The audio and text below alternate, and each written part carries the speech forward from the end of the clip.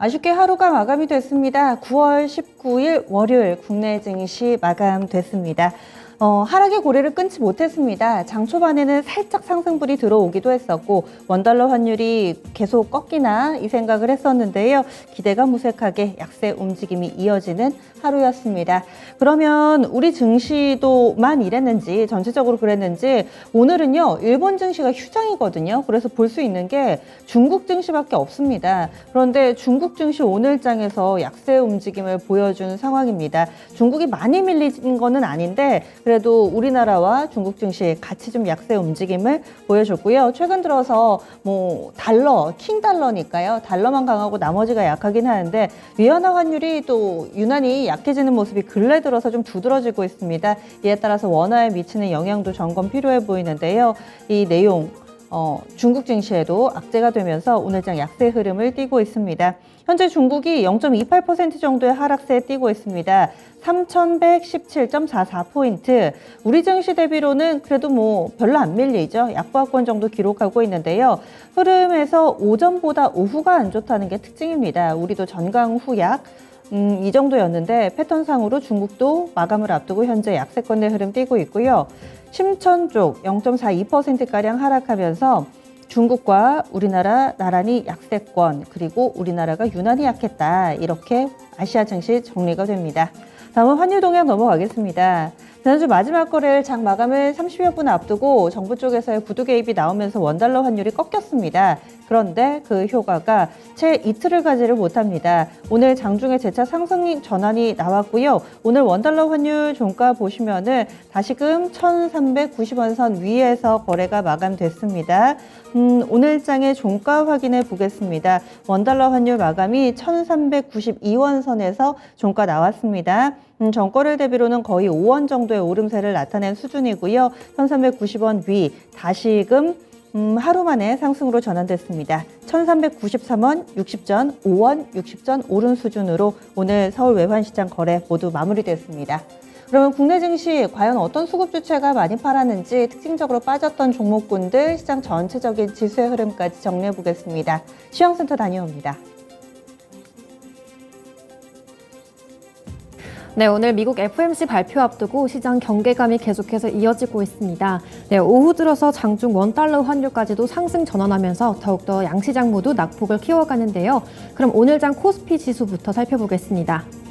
네, 오늘 코스피 지수 상황 흐름부터 살펴보겠는데요. 네, 오후로 올수록 하락세가 더욱더 뚜렷해지는 장이었습니다. 네, 마치 지수가 흘러내리는 듯한 모습까지 연출되는데요. 네, 2,350선까지도 내려오면서 마지막에 2,355포인트로 거래 맞춰줬습니다.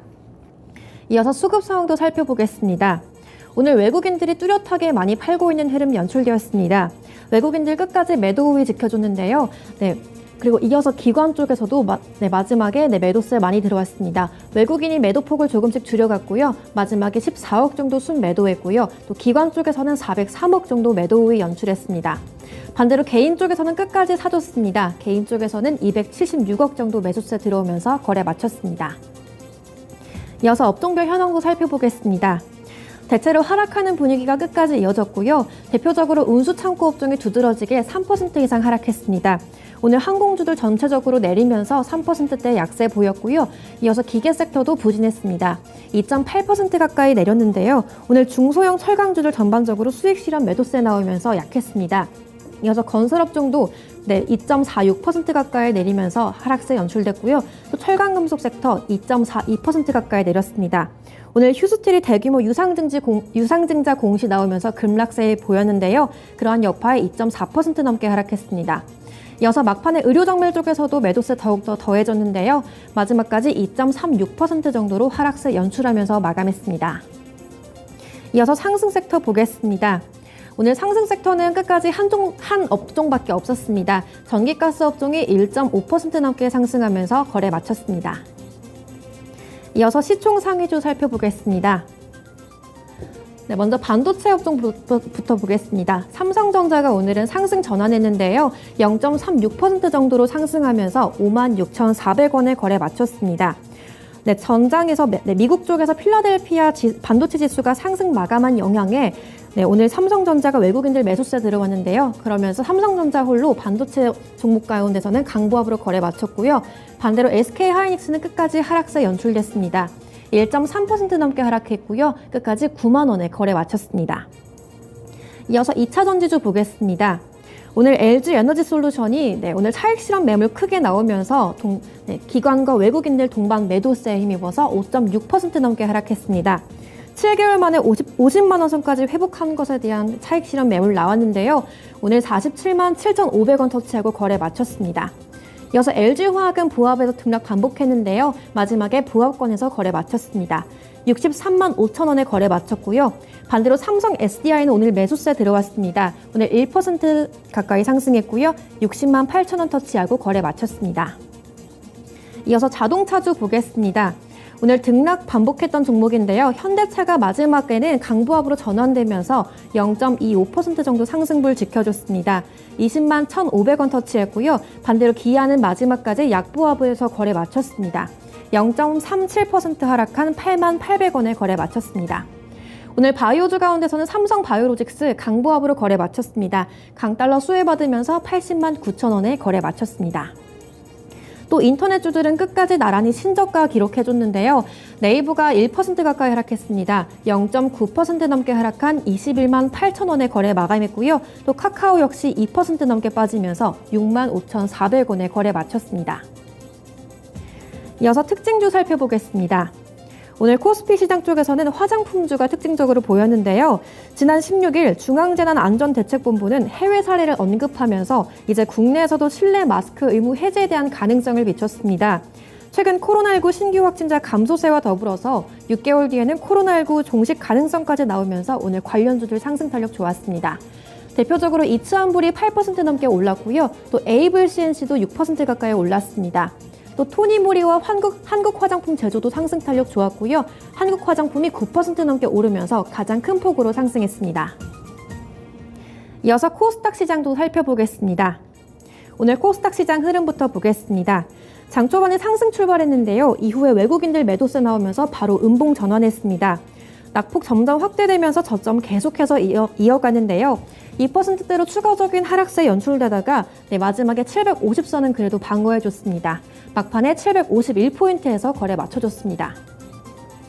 이어서 수급 현황 살펴보겠습니다. 코스닥 시장 쪽에서도 외국인들 매도세가 두드러졌습니다. 오늘 외국인이 500억 가까이 팔았고요. 반대로 개인과 기관 쪽에서는 매수세 유입됐습니다. 개인이 576억 정도 가장 많이 샀고요. 이어서 기관이 116억 정도 매수하면서 거래 마쳤습니다.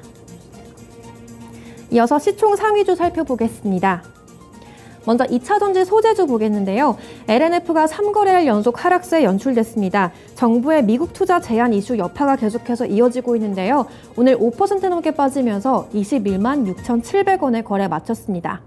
그리고 에코프로비엠은 막판에 강보합으로 전환했습니다.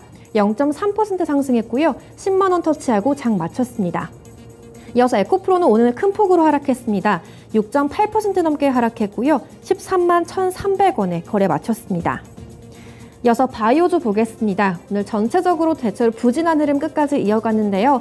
셀트리온 헬스케어가 0.45% 가까이 하락했고요. 또 이어서 셀트리온 제약도 2% 넘게 하락하면서 셀트리온 그룹주들 대체적으로 약세 흐름 연출됐습니다. 이어서 HLB도 부진했습니다. 0.95% 하락했고요. 4만 1,600원 터치했습니다. 또 알테오젠이 큰 폭으로 하락했습니다. 알테오젠이 3.1% 하락하면서 5만 3,200원에 장 마쳤습니다. 이어서 게임주 보겠습니다. 오늘 카카오게임즈가 큰 폭으로 하락했는데요. 바로 우마무스메 이용자 간담회에서 환불 소송 이슈 나오면서 급락했습니다.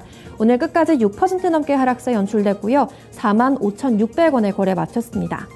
반대로 펄어비스는 강보합으로 전환됐습니다. 장 후반 들어서 더욱더 매수세 유입됐고요. 끝까지 0.9% 넘게 상승하면서 5만 4,500원 지켜줬습니다. 이어서 코스닥 시장 특징주 살펴보겠습니다. 첫 번째로 로봇 관련주 소식인데요. 이번 4분기에 있을 정부의 로봇 산업 육성 기본 계획 발표와 더불어서 로봇 관련주 ETF 상장이 임박했다는 소식에 몇몇 종목들 상승 탄력 받았는데요. 이번 ETF에는 중소형 로봇주들도 포함될 전망에 관련된 종목들 상승 탄력 받았습니다. 앞으로도 이어서 비슷한 테마의 로봇 ETF 출시가 이어질 수 있다는 기대감까지 불러일으키면서 오늘 다시 한번 로봇 관련주들 상승세 보였는데요. 가장 먼저 코난 테크놀로지가 10% 넘게 상승 마감했습니다. 이어서 에브리봇도 10% 가까운 상승 탄력 받았고요. 19,650원에 장 마쳤습니다. 이어서 ETF에 편입될 수 있는 종목이라는 언급 나오면서 로보로브와 고영도 상승 탄력 이어졌었는데요. 로보로브는 일시적인 상승세 보였다가 음봉 전환했습니다. 1.5% 가까이 하락했고요. 7,320원에 거래 마쳤습니다. 반대로 고영은 강보합권 지켜줬고요. 13,850원 터치하고 거래 마쳤습니다. 다음으로 YTN 관련 종목입니다. 지난 16일에 발표된 소식으로는 한국경제신문이 YTN 주식을 추가로 매수해서 지분을 5%로 늘렸다는 공시가 나왔는데요. 이로써 한국경제신문이 YTN의 내부 경영 상황을 알아볼 수 있는 권한을 갖게 됐다고 밝혔습니다. 앞으로 YTN 인수전에 대비하는 것 아니냐는 이런 관측까지 나오고 있는데요. 이전에 공기업의 YTN 지분 매각 논의 당시에도 한국경제신문이 이러한 인수 인사를 밝혔기 때문에 오늘 장에서 주목받았습니다. YTN이 끝까지 13% 이상 상승했고요. 4,480원에 거래 마쳤습니다. 이어서 한국경제TV도 상승세 이어갔습니다. 4.5% 넘게 상승했고요. 6,440원에 거래 마쳤습니다. 이어서 오늘 선물시장 살펴보겠습니다. 전거래일 대비 0.29% 정도 하락했고요. 현재까지 0.9포인트 하락한 307포인트에서 거래되고 있습니다. 이어서 수급 상황도 살펴보겠습니다. 현재 개인과 기관 쪽에서 매수세 들어오고 있는데요. 개인 쪽에서 1,221개 약순 매수하고 있고요. 또 기관 쪽에서 조금 더 크게 사고 있습니다. 현재까지 3,373개 약 매수 우위 연출하고 있습니다. 반대로 외국인 쪽에서는 매도 물량 크게 들어오고 있습니다. 외국인이 4,761억 정도 매도 우위 보이고 있습니다. 지금까지 마감 시황 전해드렸습니다.